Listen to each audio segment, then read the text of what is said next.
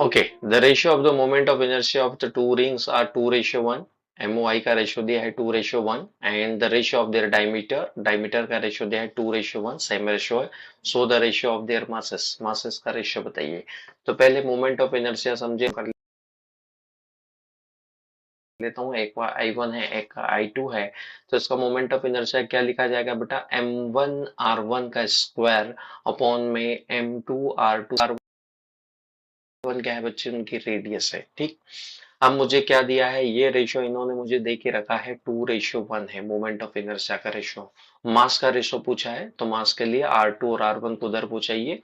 तो यहाँ पर हमारे पास बचेगा M1:M2. इधर कौन है बेटा? 2:1. ये रेडियस जब इधर की तरफ आएगी तो इसे मैं लिखूंगा अपॉन में R1 और दोनों का होल स्क्वायर है. दोनों का क्या है बेटा?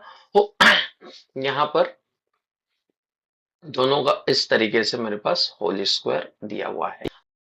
अब आप देखें यहाँ पर 2/1 रेडियस का रेशियो तो दिया नहीं है. R2/R1 तो गिवन नहीं है, पर उसकी जगह D1/D2 दिया है. डायमीटर का रेशियो दिया है बेटा. जो डायमीटर का रेशियो होता है ना, वही मेरी रेडियस का भी रेशियो होता है. क्योंकि डायमीटर और रेडियस में सिर्फ 1/2 है, निकाली जा सकती है. सिर्फ रेशियो की बात हो रही है तो रेडियस का रेशियो है 2:1. कितना? सॉरी, 2:1. कितना दिया बच्चे? 2:1 है. R1/R2 हमारे पास 2:1 है. अब हमें यहाँ पे क्या रखना है? हमें यहाँ पे रखना है R2/R1. तो जो वो 2:1 है उसको रखेंगे बच्चे 1:2. अपोजिट हो जाएगा ना, क्योंकि यहाँ पे R2/R1 है और इसका क्या करेंगे बच्चे? स्क्वायर. स्क्वायर है तो देखो कट जाएगा. इस 2 ने इसको एक बार काटा, ये आ जाएगा मेरे पास 1/2. तो आवर आंसर इज 1:2. मासेस का रेशियो इधर कौन है बेटा? मास का रेशियो. तो मास का रेशियो कितना आया? 1:2. कौन सा ऑप्शन सही है? Option number B is the correct answer.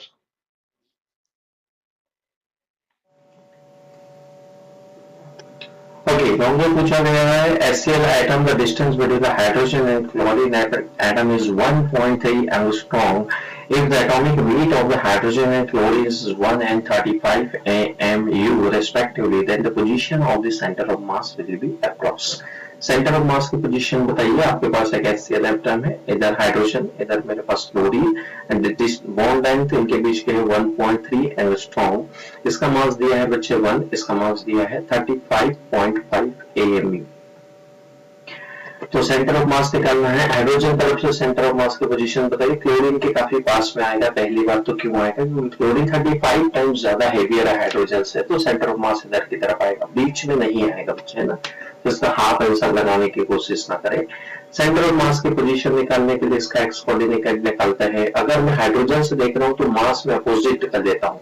अगर ये मेरे पास M1 है बच्चे, तो ये मेरे पास कौन है? M2. तो मैं अगर यहाँ से इस मास से निकालना चाहता हूँ, M1 से निकालना चाहता हूँ, तो मुझे ऑपोजिट मास को उठाना है. यानी मुझे उठाना है M2 को. अपॉन में मुझे लिखना है total mass M1 plus M2 into in दोनों के बीच की डिस्टेंस. लेट से यहाँ पे R ले लेता हूँ. Now put the data. तो ये मेरे पास कितना है बेशक? 35.5 एंड डिवाइडेड बाय 1 प्लस 35.5. मास को बदलने की जरूरत नहीं है, बार बार बता रहे हैं, क्योंकि ऊपर भी एमयू में नीचे भी एमयू में, दोनों के बीच की दूरी डाल दीजिए 1.3 एंगस्ट्रॉम. इस नंबर को जरा सॉल्व करेंगे तो नीचे 1 ऐड हो जाएगा तो 36.5 आएगा. अप्रॉक्स इस नंबर को देखिए, ऊपर 35.5 इधर से 36.5. This will be approx equal to 0.97 के आसपास आएगा. 1 नहीं आएगा क्योंकि नीचे वाला नंबर बड़ा है. It is 1.3 angstrom. Now multiply कर लीजिए इसको.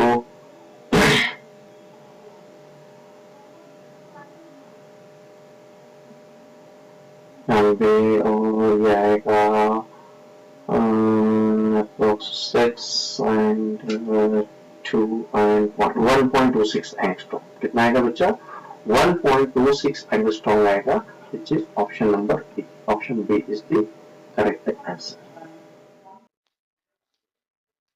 Okay, the velocity of each particle is 20 centimeter per second. ध्यान से दे, velocity सेंटीमीटर पर सेकंड में दी गई है. देखिए जरा. Along the x, y and z axis respectively, their masses are 10, 20 and 40 gram. Accordingly, the velocity of center of mass of this system will be. आपको centre of mass की velocity पूछी है, सिंपली फॉर्मूला यूज करना है। Centre of mass की velocity क्या होती है बेटा, m1v1 प्लस m2v2, और अगर 3 है तो यहाँ पे लिखेंगे m3v3 अपॉन में m1 plus m2 plus m3, total mass लिखेंगे m1 plus m2 plus m3। This is the velocity of centre of mass. Now simply put the value. जरा देखें वेलोसिटी सबकी सेम है तो क्यों ना मैं 20 को बाहर लिख दूं, फिर अंदर है m1 तो लिखा 10, m2 तो लिखा 20, और m3 तीसरा मास कितना दिया बच्चे इसने 40। तो मैंने m1 m2 m3 कर दिया।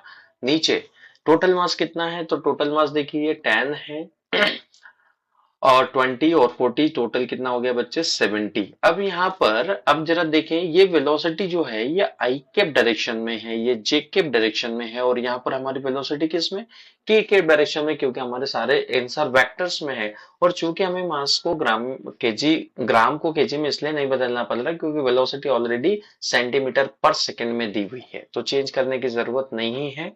यहाँ पर ये 0 से एक 0 यहाँ पे कैंसिल, 2 को अंदर भेज देते हैं तो हमारा आंसर मैच होगा। यहाँ 10 इंटू 2, तो this is 20 I cap plus 40 J cap plus 40 into 2, 40 into 2 80 के कैप।